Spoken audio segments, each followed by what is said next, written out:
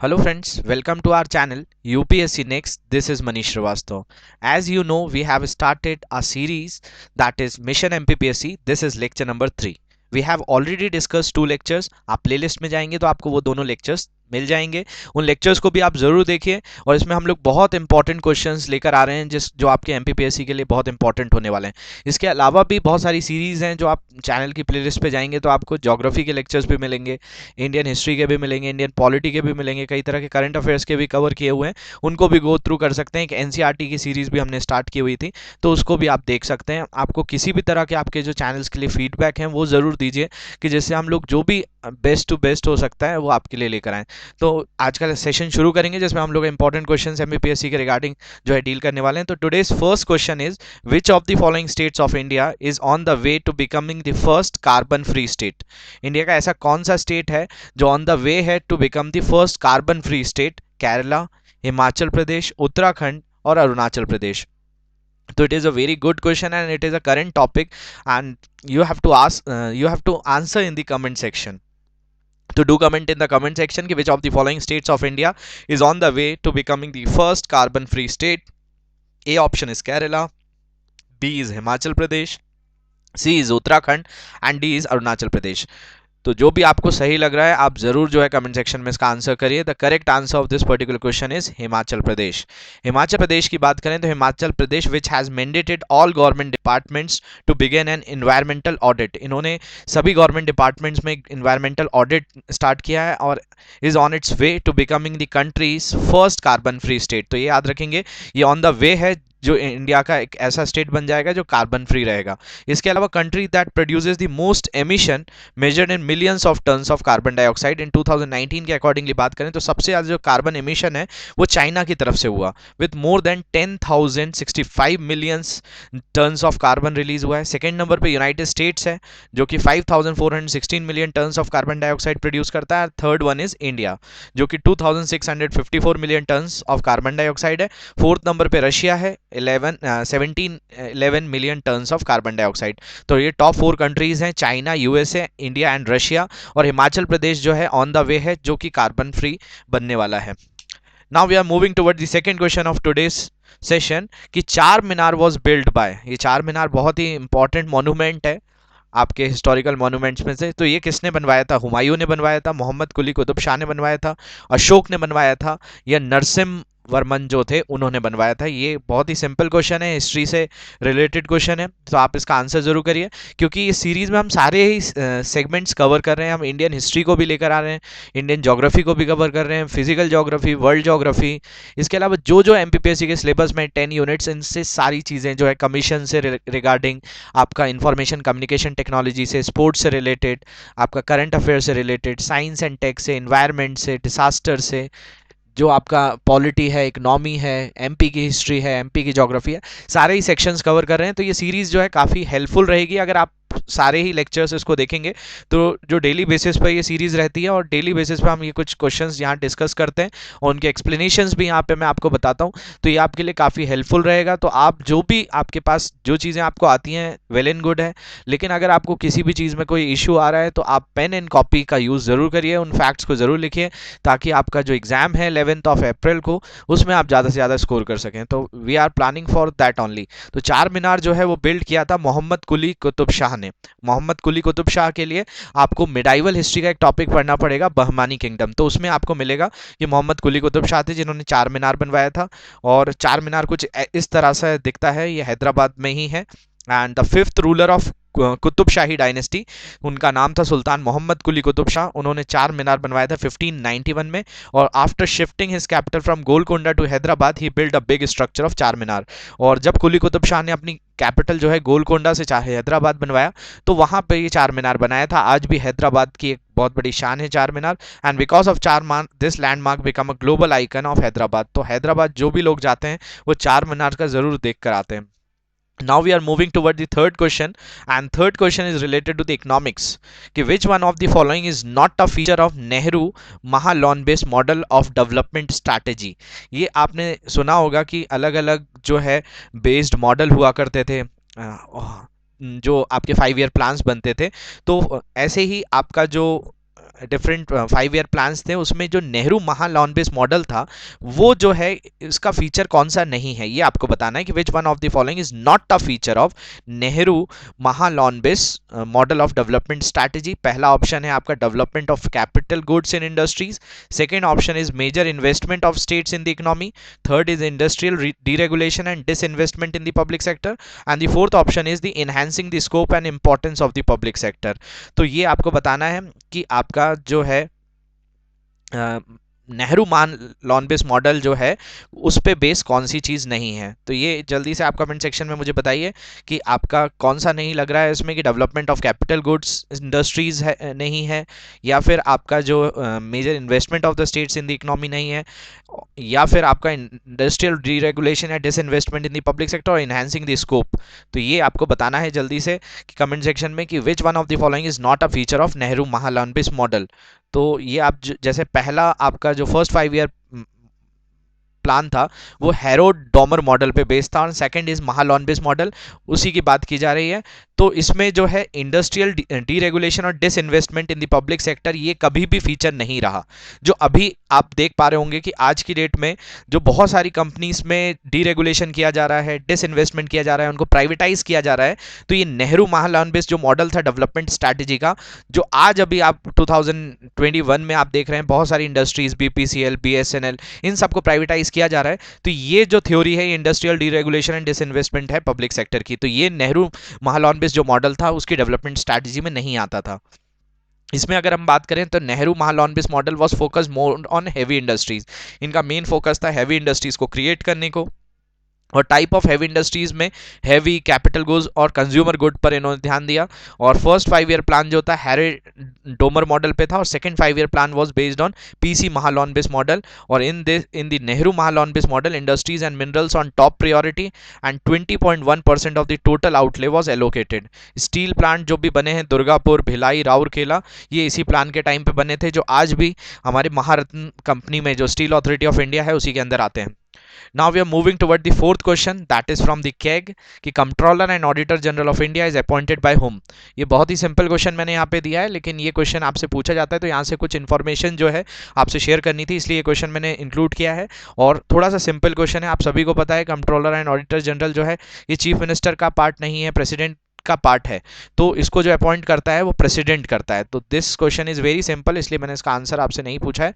तो controller and auditor general of India is appointed by president, और अभी जो है गिरीश चंद्र मुर्मू है, और ये 14th कैग हैं। The Union audit reports prepared by Comptroller and Auditor General of India shows the findings in the transaction audit और performance audit करते हैं ये civil audit, audit of autonomous bodies, defense services, railways, receipt of government और central commercial। अभी presently जो है गिरीश चंद्र मुर्मू है, और ये 14th कैग हैं अभी इंडिया के। तो ये याद रखेंगे कि आपका जो कैग है कंट्रोलर ऑडिटर जनरल, ये ऑडिट का काम करता है। नेक्स्ट क्वेश्चन जो है ये आपका इंफॉर्मेशन कम्युनिकेशन टेक्नोलॉजी से है, इसका आंसर भी जरूर करिए कि A N or n dash is a central server on a computer network that enables connected clients to access the server's storage capacity। जब भी आप कोई सेंट्रल सर्वर को यूज करते हैं कंप्यूटर नेटवर्क में, तो क्या इनेबल करता है कनेक्ट क्लाइंट्स को कि वो सर्वर के स्टोरेज कैपेसिटी के साथ एक्सेस कर पाते हैं। तो वेब सर्वर हेल्प करता है, एप्लीकेशन सर्वर हेल्प करता है, प्रिंट सर्वर हेल्प करता है, या फाइल सर्वर्स हेल्प करता है। तो Dash is a central server on a computer network that enables connected clients to access the server storage capacities, and the correct answer is file server। तो file server help करता है। तो जो आपका HTTP file server होता है वो basically इस तरह लॉक होता है, और कंप्यूटर्स में, लैपटॉप्स में जो भी आप चीज़ें ओपन करते हैं उसमें ये ओपन करने में हेल्प करता है। तो आप file server use to manage files on a server where it can be uploaded, shared और downloaded by other available systems which are connected to that network. और it is a central server on a computer network that enables connected client to access the server's storage capacities। तो storage capacity को access करने में help करता है। और file servers offer user a central storage space for files on internal data media which is available to all approved clients। और server administrator defines strict guidelines regarding which clients have access rights। तो ये जो आपको provide करता है access, that is file server।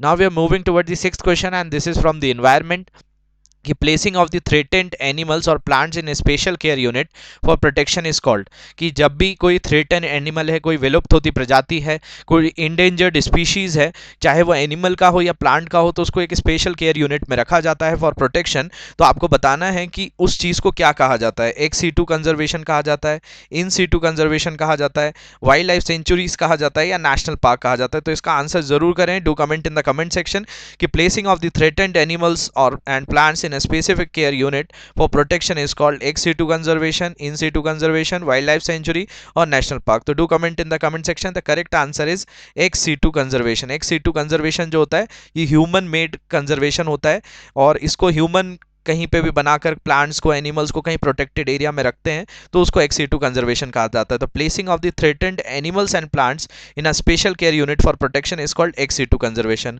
और ex situ conservation sites में भी वाइल्ड एरिया और within the care of humans, तो वाइल्ड एरिया में भी हो सकते हैं, ह्यूमंस के भी केयर के अंदर होते हैं।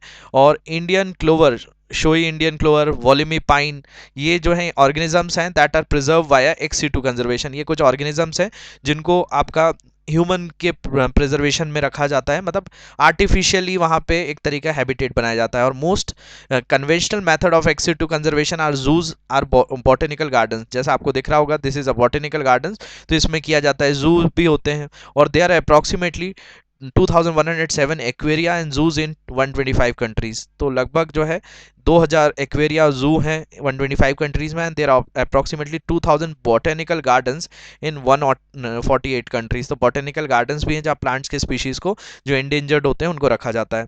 इसके अलावा आप सोच रहे होंगे कि जो प्रोटेक्शन किया जाता है वो इन सिटू साइट्स क्या होती हैं। तो प्रोटेक्शन ऑफ प्लांट और animal species in their natural habitat is called in Situ conservation. जिनको नेचुरल वे में, जैसे कि कोई एनिमल जिस माहौल में रहता है, जिस एनवायरनमेंट में रहता है, उसको वैसे ही रखा जाए तो उसको इन सीटू कंजर्वेशन कहा जाता है, जिसमें बायोस्फीयर रिजर्व्स आ जाते हैं, नेशनल पार्क्स आ जाते हैं, wild life sanctuaries, biodiversity hotspot, ये सारी चीज़ें जो है इन सीटू कंजर्वेशन के अंदर आती हैं। Now we are moving toward the seventh question, and this question is from the technology part कि which of the following is an input device use to enter motion data into computers और other electronic devices. कि आपका कौन सा एक input device है जिससे enter किया जाता है मोशन डेटा, जो भी डेटा जो है मोशन में है उसको एंटर करने के लिए कंप्यूटर्स या अदर इलेक्ट्रॉनिक डिवाइस में क्या यूज़ किया जाता है। मॉनिटर को यूज़ किया जाता है, ट्रैक बॉल को यूज़ किया जाता है, जॉयस्टिक को यूज़ किया जाता है, या प्लॉटर को यूज़ किया जाता है। तो do comment in the comment section कि which of the following is an input device use to enter motion data into computers और other electronic device, and the correct answer is trackball. Trackball कुछ इस तरीके से दिखता है, ये आप देख पा रहे होंगे। और ट्रैक बॉल जो है एक इनपुट डिवाइस है use to enter motion data into computers और other electronic devices. Trackball design for computer usually serve as a mouse replacement और are essentially use to move the cursor on the screen. और इसको जो है आपका cursor की तरह move किया जाता है, माउस का ही एक टाइप है। An input device forward information to a computer system for processing, और input device only allow for input of data to a computer, केवल इनपुट देता है। Output device reproduces display the results of the processing, output device only receive the output data from another device। input जो होते हैं आपको कई तरह के जो एग्जाम्स में आता है कि इनपुट डिवाइस कौन से, तो ये यहाँ पे लिस्ट दी हुई है, जैसे कीबोर्ड है, टच पैड है, माउस है, डिवाइस डिजिटल कैमराज हैं, ये सारे इनपुट डिवाइस हैं। आउटपुट में आपका मॉनिटर आ जाता है, प्रिंटर आ जाता है, प्लॉटर आ जाता है, स्पीकर, डिवाइसेस, हेडफोन्स, प्रोजेक्टर, ये सारी चीज़ें आपकी आउटपुट डिवाइसेस के अंदर आ जाती हैं। और इनपुट डिवाइसेस के अंदर मैंने बाकी चीज़ें बता दी हैं। तो ट्रैक बॉल एक इनपुट डिवाइस है। Now we are moving toward the eighth question, Kalaburagi and Coolgardie places famous for gold mines. ये गोल्ड माइंस के लिए बहुत ज़्यादा फेमस प्लेसेस हैं, कलबुर्गी एंड कूलगर्डी। और ये जो है मैंने आपको पढ़ाया हुआ भी है, तो ये आपको बताना है कलबुर्गी एंड कूलगर्डी जो है प्लेसेस जो है गोल्ड माइंस के लिए फेमस हैं, ये कहाँ पर हैं। ऑस्ट्रेलिया में है, यूएसए में है, इंग्लैंड में है, या साउथ अफ्रीका में है, ये आपको कमेंट सेक्शन में बताना है। Kalaburagi and Coolgardie are the places famous for gold mines and are located in Australia. तो जिनको भी क्वेश्चन का आंसर नहीं मिला है, आप ज्योग्राफी की सीरीज़ को ज़रूर गो थ्रू करिए। ये मैंने ज्योग्राफी की पूरी सीरीज़ कवर कराई हुई है, जिसमें मिनरल्स वाला जो चैप्टर है वहाँ पे मैंने सारी चीज़ें बताई हुई हैं कि कौन सी कहाँ से चीज़ें जो हैं एक्सट्रैक्ट होती हैं। तो सारी बहुत डिटेल में ज्योग्राफी की सीरीज़ कवर की हुई है। तो ज्योग्राफी से किसी भी तरह के डाउट्स हैं तो आप चैनल की प्लेलिस्ट में जाकर वो लेक्चर सीरीज़ देख सकते हैं। तो कलबुर्गी और जो बात करें तो बोल्डर नोन एज कॉलिंग के लिए जस्ट कूलगर्गी एक सिटी है, गोल्ड फील्ड एक्सपीरियंस रीजन जो है वेस्टर्न ऑस्ट्रेलिया में, और लोकेटेड लगभग 595 किलोमीटर है eastern part of Perth at the end of great eastern highway, और काफ़ी फेमस प्लेस है जहाँ से गोल्ड का जो है प्रोडक्शन होता है। तो ये सिटी का मैंने एक व्यू आपको बताया है जहाँ से गोल्ड का प्रोडक्शन होता है। Now we are moving toward the ninth question. Ninth question is from the world geography. Hawaiian islands are located in where. ये हवाई आइलैंड्स जो हैं काफ़ी फेमस आइलैंड्स हैं, बहुत ब्यूटीफुल आइलैंड्स हैं और बहुत टूरिज्म को अट्रैक्ट करते हैं। तो ये कहाँ पे हैं? नॉर्थ अटलांटिक ओशन में, साउथ अटलांटिक ओशन में, नॉर्थ पैसिफिक ओशन में या साउथ पैसिफिक ओशन में? तो the correct answer is they are located in North Pacific Ocean. और इनको अगर हम बात करें तो काफ़ी ब्यूटीफुल हैं, बहुत टूरिज्म अट्रैक्ट करते हैं। The main Hawaii islands are a group of inhabited island and situated in the northern Pacific Ocean. Now we are moving toward the final question of today's session and this is from the MPPSC. तो MPPSC जितने भी लोग prepare कर रहे हैं आपको ये जरूर पता होना चाहिए, when was the Madhya Pradesh public service commission formed. तो मध्य प्रदेश सर्विस कमीशन फॉर्म कब हुआ, एमपीपीएससी का फॉर्मेशन कब हुआ, ये आपको बताना है। 1 नवंबर 1956 जब मध्य प्रदेश बना तभी बन गया था, या 2 फरवरी 1958 को बना, 10 नवंबर 1964 को बना, या 1 जनवरी 1956 को बना है? तो the correct answer is 1 November 1956। जो मध्य पर्व जो होता है हमारा, जिसको कहा जाता है जब आपका मध्य प्रदेश का स्थापना दिवस है, उसी दिन जो है सर्विस कमीशन पीएससी का भी फॉर्मेशन हुआ है। तो Madhya Pradesh public service commission was established on 1 November 1956 along with the formation of Madhya Pradesh state. तो मध्य प्रदेश राज्य के साथ ही Madhya Pradesh public service commission लोक सेवा आयोग का भी गठन हुआ, और Madhya Pradesh public service commission was formed under the section 118 section 3 of law of 1956 of Madhya Pradesh Public Service Commission organized its first examination in 1958। तो पहला एग्जामिनेशन 1958 में हुआ था, और अब आप लोग जो है 2021 में रिसेंट एग्जामिनेशन दे रहे हैं। तो याद रखेंगे 1958 में पहला एग्जामिनेशन हुआ था। इसी की तरह और भी कुछ चीज़ें हैं, जैसे 1 मार्च 1964 को Madhya Pradesh state vigilance commission को स्टैब्लिश किया गया था to keep a record of crimes and criminals. और ऑन 15 अप्रैल 1982 पुलिस कंप्यूटर जो है स्टैब्लिश किया गया था भोपाल में मध्य प्रदेश में। इसके अलावा सितंबर 1995 में Madhya Pradesh human right commission को एस्टैब्लिश किया गया था, और it was formed under the section 21 on the protection of human right act 1993। तो यहाँ पे मैंने सारी चीज़ें आपको कवर कर दी हैं। होप ये लेक्चर आपको अच्छा लगा होगा। अगर आपको ये सीरीज़ अच्छी लग रही है तो आपके जितने भी फ्रेंड्स कलीग्स हैं उनके साथ शेयर ज़रूर करिए, और इस सीरीज़ को जो है प्रमोट ज़रूर करिए। आप लोगों के जो है प्रमोशन से ही ये सीरीज़ जो है सक्सेसफुल होगी। तो ये सीरीज़ हम उसी वे में कंटिन्यू करेंगे। तो आप लोग को अगर लेक्चर अच्छा लगता है तो ज़रूर इसको शेयर करें, और आपके कोई भी सजेशंस हो तो वो भी आप दे सकते हैं। इसके अलावा आप जो है यूपीएससी नेक्स्ट के इंस्टाग्राम चैनल को भी कनेक्ट कर सकते हैं। इसके अलावा इस लेक्चर की पीडीएफ्स अगर आपको चाहिए तो इस नंबर के ऊपर जो है आप जो है व्हाट्सएप करके उसकी पीडीएफ भी ले सकते हैं, और किसी भी तरह के कोई डाउट्स हैं तो वो भी आप पूछ सकते हैं। इसके अलावा जो चैनल है उसमें सारी चीज़ें अवेलेबल हैं, कोई भी आपको अगर डिमांड है तो आप उसको कर सकते हैं, हम उन चीज़ों को लेकर आ जाएंगे। Thank you very much for watching this lecture. Have a great day.